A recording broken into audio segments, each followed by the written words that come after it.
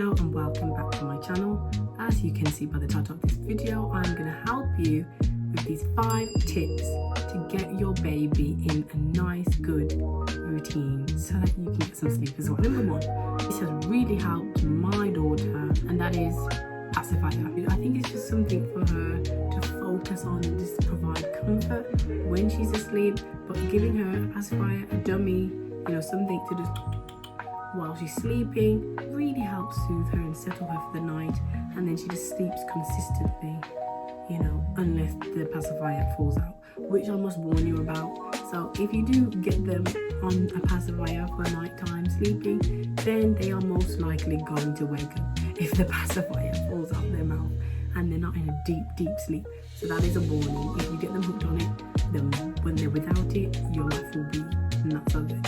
Okay, music. Number 2 is music. Music really helped, even when she was in the early months of her life. So even like 0 to 3 months, music I found really helped settle her and go back to sleep. I will even link to the music that really helps my baby sleep, just in case it helps your baby sleep that well as well. So music really helps. Music is really good as well also, I think, for their brain development. I will leave some research there, but when I give her a wash, sometimes I put on some orchestra. It's good for brain development, so that might be a thing. Number 3, good temperature. I find that this is really important because if your baby is too cold, they will wake up. If the baby is too hot, they will wake up. So finding that right temperature that's just right is important, and as you know, babies cannot regulate the temperature, so it is important, in fact, to have the right temperature and to have a thermometer in the room that you can tell the temperature of the room, that it's a good environment for them, a comfortable environment for them, so that they can sleep throughout the night and so that you can sleep throughout the night. Routine. I think this is very important because you really want to encourage your baby to get into a nice rhythm, into a nice steady routine, so that when it's a certain time, they know, oh, mommy's gonna put me in a bath. Oh, I'm gonna have my late night milk, and oh, it's about time for bed. If you get them in a nice routine, then it just makes your life easier.